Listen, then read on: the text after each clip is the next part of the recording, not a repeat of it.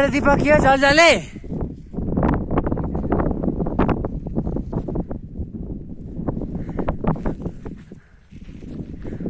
जलजलेका भिरमा मान्छे अभर परेको अवस्था।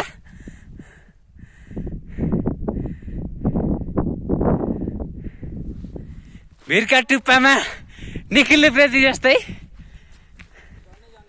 झन्डै झन्डै साना साना उप्रेती नै हुन्।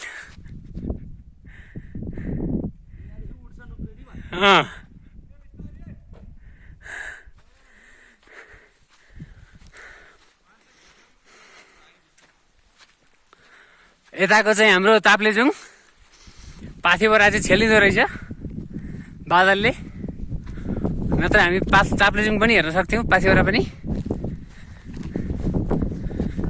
भिर ढुङ्गा भन्दा केही रहेछ यो ठाउँमा।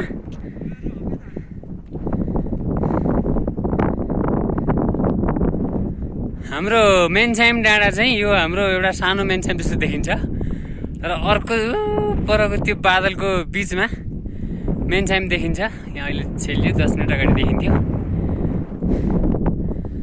लगभग हामी जलजले एरियामा छौँ। तीर्थयात्रीहरू यहाँ नुन्डाकी जाने यात्रीहरू हुनुहुन्छ, हामी सँगसँगै आएको उहाँ सँगसँगै। हेलो दीपकजी।